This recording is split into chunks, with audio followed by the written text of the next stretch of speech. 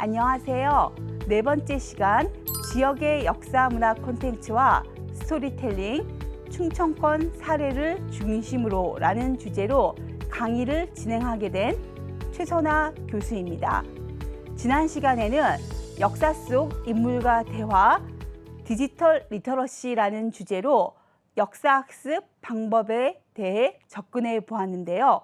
이번 시간에는 지역의 문화를 체험하며 역사, 문화 자원 콘텐츠를 통해 역사, 문화, 교육의 가치를 탐구하고 스토리텔링에 대한 이해를 살펴보도록 하겠습니다.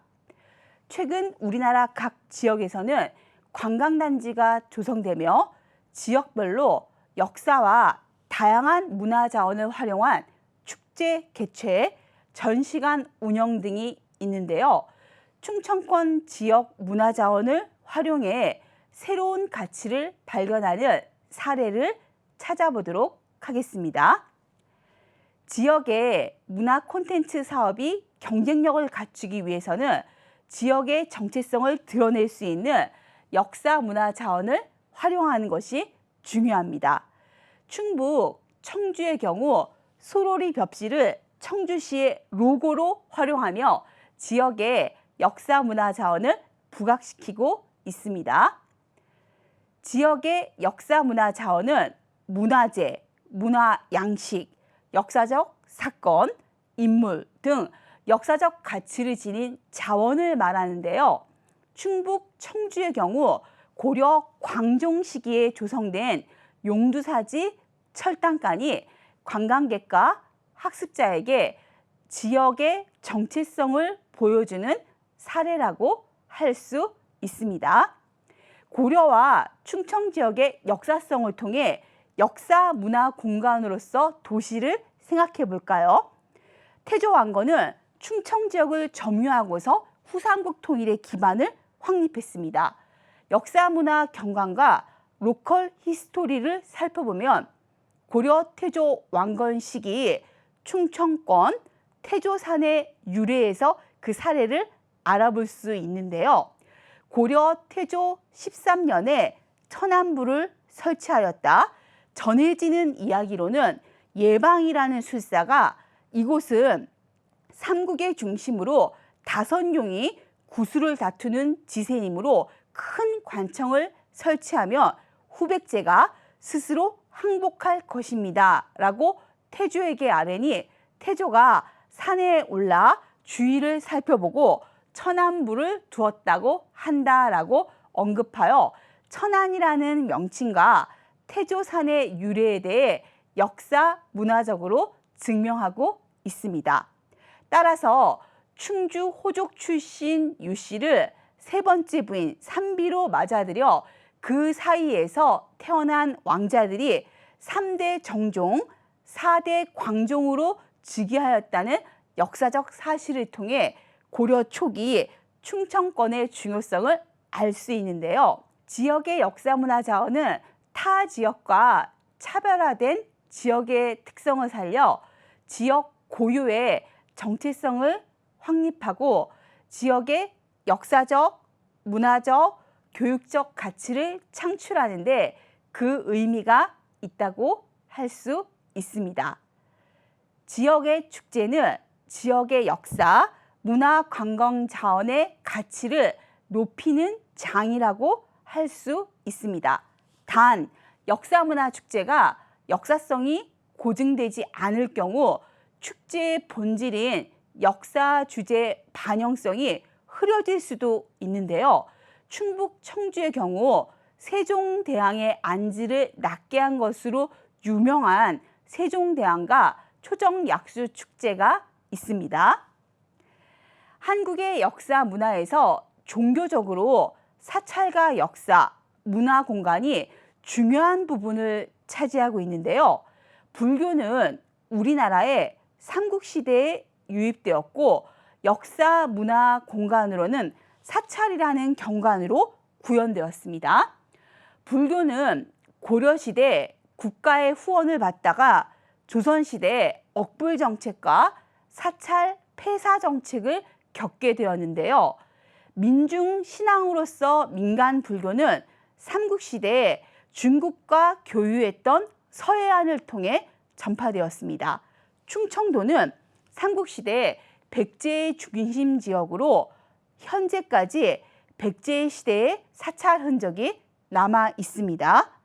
사찰은 승려가 거처하는 공간이자 불교 예식과 행사를 하는 곳으로 민중들의 신앙 활동이 이루어지는 장소입니다. 고려시대에 충청도에는 불교적으로 중요시되던 가야산지, 계룡산지가 있습니다. 고려시대 사찰은 본래 갖고 있던 신앙의 기능 외에도 다양한 기능을 담당하고 있는데요. 예를 들면 사찰이 있던 곳에 세워진 시설 중에 교통의 편의를 제공하는 시설인 역과 원으로 활용된 곳이 있습니다. 또한 사찰은 고려 민중들의 상장례를 주관하는 역할을 하기도 했습니다. 조선시대는 억불 정책으로 일부 사찰만이 유지되었는데요. 특이할 점은 충청권 공주 갑사를 대표로 불교와 유교 경관이 공존하였다는 것입니다. 공주 갑사의 기허 영교대사는 외란 발발 후에 조헌과 고경명 등의 호남 지역 의병장과 의병 모집을 추진하였습니다. 영교대사는 조헌이 이끄는 의병부대와 협력하여 청주성 탈환이라는 전가를 올린 인물인데요. 영교대사의 청주성 탈환은 승병으로 활약하여 호국불교를 구현하였다고 할 수 있습니다. 또한 청주성 전투는 영교대사와 의병장 조헌, 충청도 방어사 이옥이 이끄는 관군의 연합작전으로 승리를 거두었습니다.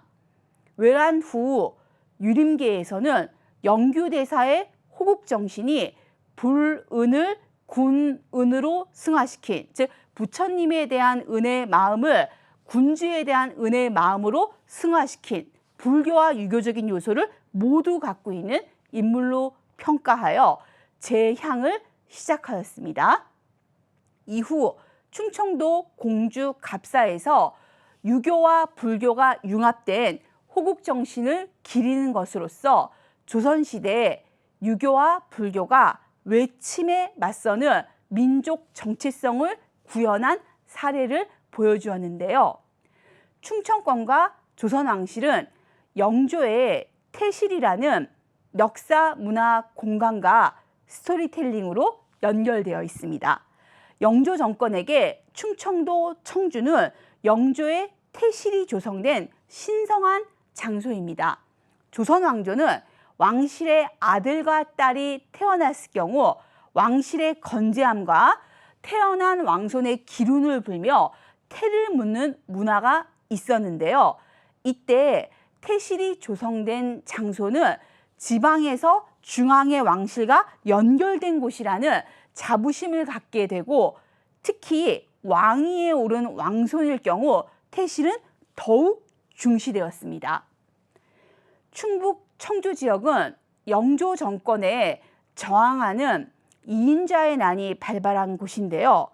이인자의 난이 발발하기 전 중앙정부의 정치 싸움, 정쟁으로 인해 청주 지역 서원 건립과 재향으로 인한 갈등이 향전으로 표출되었습니다. 탕평책을 추진한 영조는 태실 정책에 대해 각 지역의 백성들의 노고를 최소화하는 방안을 추진하였습니다. 청주시가 포함된 충청권은 오랜 역사와 문화를 지닌 곳입니다. 청주시를 포함한 충청권은 삼국시대부터 현재까지 행정, 군사, 정치적으로 중요한 위치를 차지하고 있습니다.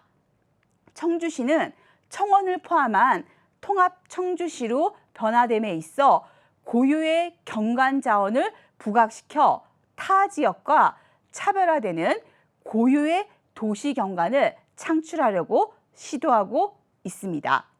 오늘날 우리는 각 지역의 역사와 문화 콘텐츠에 많은 관심을 갖고 있고 이를 통해 문화 산업을 창출하려고 하고 있습니다.